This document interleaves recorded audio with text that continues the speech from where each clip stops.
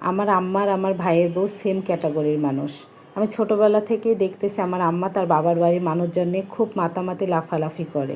আমার বাবারও যে একটা ফ্যামিলি আছে এটা আমার আম্মা অনেক আগেই ভুলে গিয়েছে। আমার মামা মামিদের কী পছন্দ, আমার খালাদের কী পছন্দ, এটা নিয়েই সবসময় ভাবতেন আমার আম্মা। এমনও ঈদে গিয়েছে আমাদেরকে এক ঈদে কাপড় দিয়েছে, কিন্তু তার ভাইগনা ভাস্তিদের ভাইদের বোনদের কাপড় দিতেই হবে, এটা তাদের বাধ্যতামূলক। আমার যে ফুপুরা আছে এটা আমার মা কখনোই মনে রাখেনি। আমি কখনো দেখিনি আমার মাকে আমার ফুপুদের সঙ্গে 1 ঘন্টা বা 5 মিনিট কথা বলতে। কারণ আমার ফুপুরা আমার মার সঙ্গে ভয়ে কথাই বলতেন না। একটা কথা বললে 2 কথায় ঝগড়া লেগে দিত আমার আম্মা। আমার ফুপুরা কখনোই এসে আমাদের বাসায় থাকতেন না। আমি জন্মের পর থেকে আমি যতদিন ধরে বুঝি কখনো দেখিনি আমার ফুপুদেরকে আমাদের বাসায় এসে রাত্রি যাপন করতে। দেখতাম ফুপু খাবার নিয়ে আসতো, দাদাকে দাদিকে খাইয়ে আমাদেরকে আদর করে 1-1.5 ঘন্টার ভিতরে আবার চলে যেত। কারণ আমার ফুপুরা জানতেন আমার ফুপুরা যদি এক রাত থাকে, একবেলা খাবার খায়, 3 বেলায় ঝগড়া লাগবে আমার আব্বার সাথে। এগুলো নিয়ে আমার আব্বার সাথে প্রতিদিনই কোনো না কোনো ঝামেলা লেগেই থাকতেন আমার আম্মা। কিন্তু আমার আম্মা নিজেকে কখনোই পরিবর্তন করার চেষ্টাই করেনি। তার মগজ থেকে এটা সে বের করে দিয়েছে অনেক আগে। সে তার বাবার বাড়ির মানুষজন নিয়েই ভাবতেন। আর এই কান মন্ত্রটা দিতেন আমার নানা নানি খালা মামারা। এজন্য আমরা নানা নানিকে খুব একটা পছন্দ করতাম না। ছোটোবেলা থেকেই আমার মাকে আমরা খুব একটা ভালোবাসতাম না এইগুলার জন্য।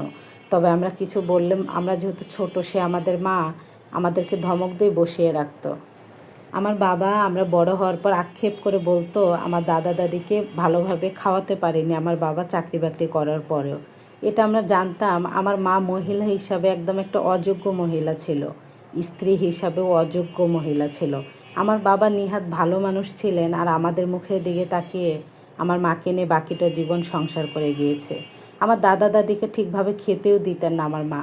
আমার দাদা দাদির সঙ্গে তো কথা বলা, সেবা করা সেটা দূরের কথা। আমার দাদা দাদিও আমার মাকে ভয় পেতেন। গ্রামে যখন আমরা যেতাম, গ্রাম আর শহর মিলেই আমরা থাকতাম, মিলিয়ে ঝিলিয়ে।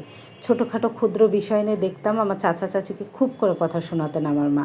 এটা যখনই আমরা যেতাম এই নাটকটা আমার মা করতেনই। কারণ তাদেরকে একদমই সহ্য করতে পারতেন না আমার আম্মা। সে শুধু তার বাবার বাড়ির মানুষজনকে খাওয়াতে এত পছন্দ করতেন সেটা বলার বাহিরে ছিল। তবে আমরা চাইতাম আমার চাচাদের সঙ্গে আমাদের ফুপুদের সঙ্গে ভালো সম্পর্ক থাক, আমরাও আসি সেও যাক। তবে মানুষ কিছু করলে কিছুটা পাপ পৃথিবীতে মুক্ত করে যেতে হয়, এটাই প্রকৃতির নিয়ম।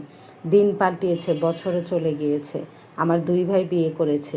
সেম ক্যাটাগরির আমার 2 ভাইয়ের বউ তার বাবার বাড়ি নিয়েই সব সময় ব্যস্ত। তবে এখন আমার মা বয়স হয়েছে, এখন আক্ষেপ করে করে আমাদের কাছে কান্না করে, কারণ এখন আমরা বাবার বাড়িতে যেতে পারি না। এক রাত যে বাবার বাড়িতে থাকতে পারি না ভাইয়ের বউদের ভয়ে, ভাইয়ের বউদের অত্যাচারে। আমার বাবা মাকেও তার অত্যাচার করে, তবে কিছুই করার থাকে না। আমার মাকে আমি সঙ্গে সঙ্গে উত্তর দেই, তুমি যেটা করেছো আমার ফুপুদের সঙ্গে, এটা তো তোমার সঙ্গে হওয়ারই কথা ছিল, এটাই তো হবে, তাই না? তবে মা বাবা যখন কান্না করে, তাদের সঙ্গে খারাপ ব্যবহার করে, খুব কষ্ট লাগে। যতটুক মেয়ে হিসাবে করার ততটুকু করার চেষ্টা করি। তবে আমার আম্মা যদি নিজেকে অনেক আগেই পরিবর্তন করতেন, হয়তো বা এটা তার ভোগান্তি হতো না। তবে আমরা যেতে পারি না, এতে দুঃখেরও কিছু নাই। আমার ফুপুদের সঙ্গে এখন খুব ভালো সম্পর্ক। ফুপুরা গ্রামে থাকে, সবজি সব কিছুই পাঠিয়ে দেয়, আমরাও যাই। এটা একটা আপুর লাইফ হিস্টোরি। আপনি যদি এক জীবনে কিছু করেন সেটা পরিশোধ করতেই হবে।